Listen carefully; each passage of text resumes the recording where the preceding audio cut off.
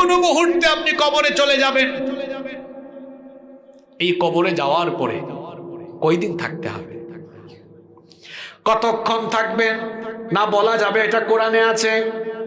কতক্ষণ থাকবেন শোনেন, কোরআনুল কারীমের ৮০ নম্বর সূরা, সূরা আবাসায়ের ১৭ নম্বর আয়াত থেকে আল্লাহ বলছেন, উতিলাল ইনসানু মা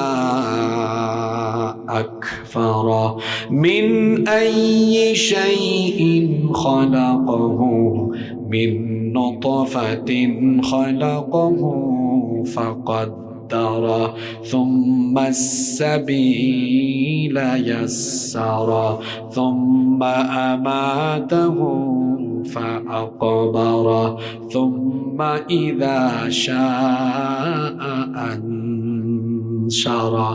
আল্লাহ তাআলা বলছেন মানুষের উপর লানত, সে কতই না অকৃতজ্ঞ, সে চিন্তা করে না মিন আইয়ি শাইইন খালাকা, কোন জিনিস থেকে তাকে সৃষ্টি করা হয়েছে তার জেনে রাখা উচিত।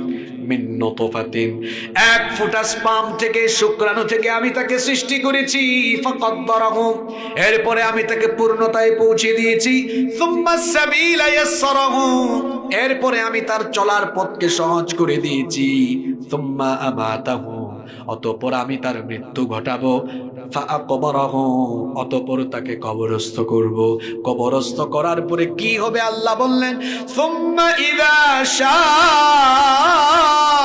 আনশারা, এরপরে যখন পুনরুত্থানের সময় আসবে, সিংহায় ফুৎকারের সময় আসবে, সিংহায় ফুৎকারের পরে আসমান জমিন লন্ডভন্ড হয়ে কিয়ামত যখন হয়ে যাবে, ওই কিয়ামতের পরে আবার কবর থেকে দুনিয়ার মানুষগুলো উঠবে।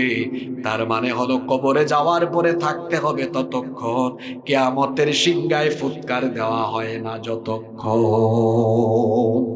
একটা লম্বা সময় সেই কবরে আপনাকে থাকতে হবে। যতক্ষণ না ইসরাফিল আলাইহিস সালামের সিংহা বাজবে ততক্ষণ পর্যন্ত এই কবরে আমাকে আপনাকে সবাইকে থাকতে হবে। কবর এই শব্দটি যেমন কোরআন হাদিসের পরিভাষা, ঠিক তেমনি ভাবে কোরআন এবং হাদিসে এই কবরের জগৎকে আবার বলা হয়েছে আলমে বারজাখ। জোরে বলেন তো কি বললাম? আলমে বারজাখ। কবরের জিন্দেগিকে বারজাখের জিন্দেগি বলা হয়েছে।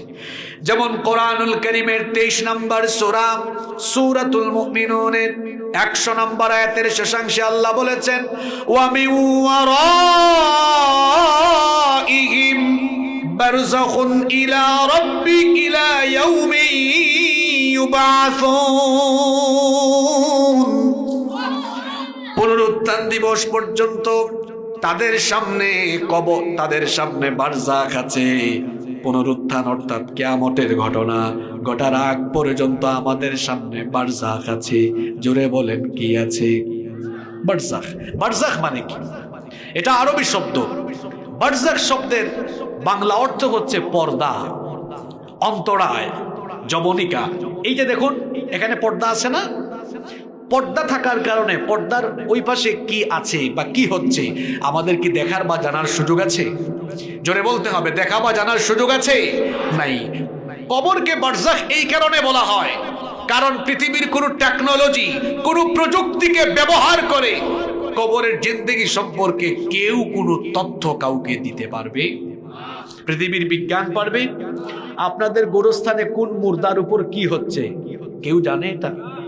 আপনি ঘরে বসে লন্ডন আমেরিকার খবর পান। আপনি তো 3.5 হাত কবরে শুয়ে থাকা মানুষের উপর কি চলছে আপনি জানেন?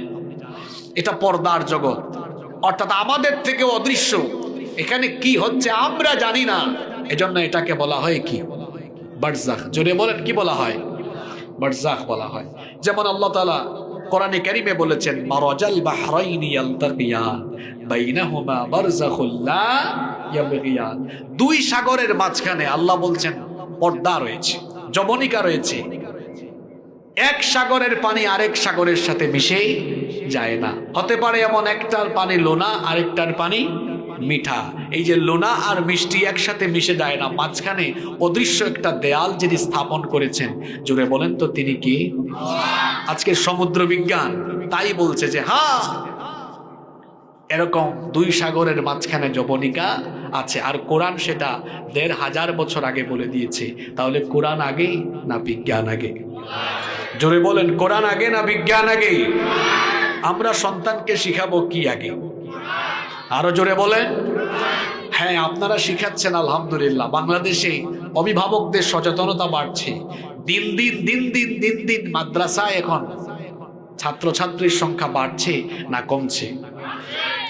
মাদ্রাসায় ছাত্র বাড়ার কারণে এখন আপনারা দেখছেন যারা মাদ্রাসা পছন্দ করেন না তাদের জ্বালাপুরা সৃষ্টি হয়ে গিয়েছে। আমি কি ভুল বলেছি?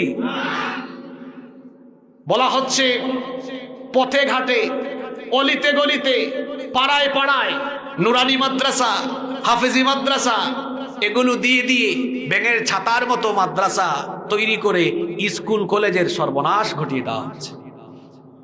তো মাদ্রাসা অলিতে গলিতে পাড়ায় পাড়ায় হলো, কেউ গিয়ে অভিভাবকদেরকে জোর করে বুঝায়া ছাত্র নিয়ে আসে?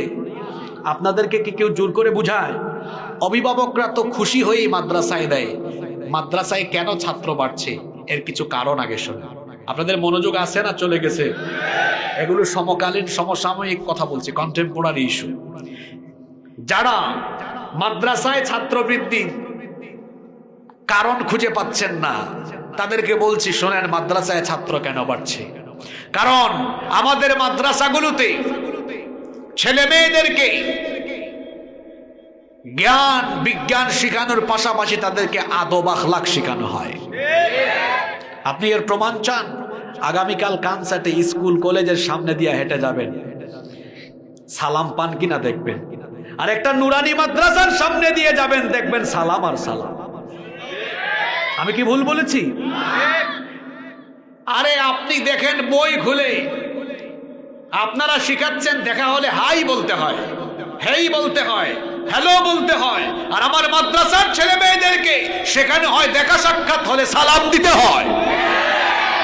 আমাদের দেশের মুসলমান অভিভাবকরা, মা বাবারা হাই হেই হ্যালো সন্তানরা বলুক, এটা চান না। তারা চান তাদের সন্তানরা কালামের আগে সালাম দিক, কথা বলার আগে সালামের চর্চা করুক। এজন্য আমার দেশের গার্ডিয়ানরা, মা বাবারা তাদের সন্তানদেরকে জ্ঞান বিজ্ঞান শেখানোর পাশাপাশি আদব আখলাক শেখানোর জন্য স্কুল থেকে এনে মাদ্রাসায় দিয়ে দিচ্ছে।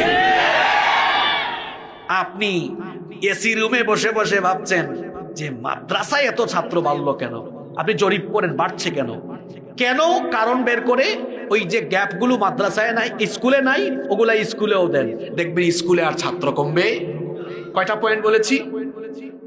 আপনাদেরকে মনোযোগ নাই? কয়টা পয়েন্ট বলেছি? এক, মাদ্রাসায় জ্ঞান বিজ্ঞানের পাশাপাশি কি শেখানো হয়? জোরে বলেন, আদব আখলাক শেখানো হয়। 2 নম্বর, আমাদের দেশের মা বাবারা কেন তাদের সন্তানদেরকে নুরানি মাদ্রাসায় দেন কিংবা মাদ্রাসায় পড়ান? কারণ আমাদের দেশের মা বাবারা চান তাদের সন্তানরা প্রমিত বাংলায় যেমন কথা বলে, ইংরেজিতে যেমন কথা বলতে পারে, তাদের সন্তানরা ছেলে মেয়েরা যেন বিশুদ্ধ করে আল্লাহর কালাম ও তেলাওয়াত করতে শিখে। আপনি স্কুলে ওইটা দেন, দেখবেন স্কুলে ছেলে মেয়ে কমবে। কয় নম্বর পয়েন্ট? 3 নম্বর, আমার দেশের স্কুল কলেজগুলোতে ছেলে মেয়েদের ফ্রি মিক্সিং আছে, অবাধ মেলামেশা আছে। অবাধে মেলামেশা, অবাধে তারা গ্রুপ স্টাডি করে করে প্রথমে হয় ফ্রেন্ড, তারপরে হয় গার্লফ্রেন্ড, এরপরে হয় ধর্ষণ, যৌন নির্যাতন, যৌন নিপীড়ন। আমাদের দেশের গার্ডিয়ানরা, মা বাবারা তাদের সন্তানদের চরিত্র সেভ করার জন্য তারা স্কুল থেকে কলেজ থেকে বের করে ছেলে মেয়েদেরকে এজন্য মাদ্রাসায় দেয়। কয় নাম্বার পয়েন্ট? যেগুলো বলছি বাস্তব না অবাস্তব? নাম্বার 4, 4 নম্বর, আপনারা যখন আপনাদের স্কুল কলেজে ঈমান বিধ্বংসী বিষয় কারিকুলামে ঢুকিয়ে দিয়েছেন, তখন আমার দেশের গার্ডিয়ানরা, মা বাবা রাগ করে তাদের ছেলে মেয়েদেরকে স্কুল থেকে বের করে মাদ্রাসায় এনেছেন। আপনারা কারিকুলামে শিখাচ্ছেন শয়তানি, শরীফ থেকে ইবলিস এখন রিটায়ার্ডে চলে গেছে। এই আপনারা আছেন না ঘুমায় গেছেন? শুনুন, আপনারা তো শুনুনই বলেন তাই না? তো শুনুন, ঘুমায় যাইয়েন না, শুনুন, ভালো করে শুনুন। শরীফ থেকে, আরে বাপ রে বাপ। আচ্ছা বলেন তো, কণ্ঠ ছেলেদের মতো, মাথা থেকে পা পর্যন্ত যন্ত্রাংশ যন্ত্রপাতিও সব ছেলেদের, দাড়ি উঠে গোঁফ উঠে, সে যদি হঠাৎ করে বলে আমি দেখতে ছেলে হলেও মনে মনে আমি নারী, এটা কি মেনে নিবেন আপনারা? এটা মেনে নিলে ব্যক্তি, পরিবার, সমাজ, রাষ্ট্র, কোথাও কি কোনো শৃঙ্খলা থাকবে? আপনারা যারা ট্রান্সজেন্ডারের মতো বিষাক্ত এই বিষয়টাকে, এই টপিকটাকে পাঠ্য বইয়ে ঢুকাই দিলেন, আপনাদের বিবেকে কি পছন্দ হলো কিনা আমি জানি না। এই যে 6-7-এ একটা ছেলে বা মেয়ে একটু যদি পড়ে, সে ইন্টারমিডিয়েটে গেল, এই যে আজকে রাজশাহী ইউনিভার্সিটিতে অ্যাডমিশন টেস্ট হচ্ছে, ইউনিভার্সিটিতে চান্স পেল, চান্স পাওয়ার পরে দূর থেকে যে সকল ছেলেমেয়েরা ভার্সিটিতে চান্স পায়, তারা ইউনিভার্সিটির হলে থাকার জন্য আবেদন করে। তো তখন যদি মুন্না বলে, স্যার আমার তো সার্টিফিকেটেও লেখা নাম মুন্না, দেখতেও আমি মুন্না, এখন আমি ইউনিভার্সিটিতে চলে এসেছি, আমার সিট লাগবে, কিন্তু এই সিট যখন এখন লাগবেই, আমি তো মনে মনে মুন্নি, আমাকে মেয়েদের হোস্টেলে সিট দেন, মেয়েদের হলে সিট দেন। মুরগি, শেয়াল মুরগির খামারের পাশে গিয়ে বলছে, দেখো আমি দেখতে শেয়ালের মতোই, কিন্তু মনে মনে আমি মুরগি। মুরগির যদি দয়ামায়া হয় আর মুরগি যদি শেয়ালকে তাদের সাথে থাকার জন্য সুযোগ দেয়, বলেন তো সকালবেলা কি মুরগির খামারে একটা মুরগিও থাকবে? শেয়াল মনে মনে মুরগি হয়ে মুরগির খামারে ঢুকলে মুরগির যে পরিণতি হবে, মুন্না মনে মনে মুন্নি হয়ে মেয়েদের হলে হোস্টেলে ঢুকলে মেয়েদের পরিস্থিতিও তাই হবে। অলরেডি শুরু হয়ে গিয়েছে। কয়েক সপ্তাহ আগে চ্যানেল 24, এটিএন নিউজ সহ বিভিন্ন নিউজে দেখিয়েছে, ঢাকার এক গার্লস স্কুল বা কলেজে এক ছেলে বুরখা পরে ঢুকে মেয়েদের ভিতরে ঢুকে মেয়েদেরকে ডিস্টার্ব করেছে। আপনারা দেখছেন কিনা ভিডিওটা? জি বুঝি নাই, কানসার্টেও হয়েছে ঘটনা। শরীফ থেকে শরীফে এখন বইয়ের পাতায় নাই, এখন অ্যাপ্লিকেশন শুরু হয়েছে।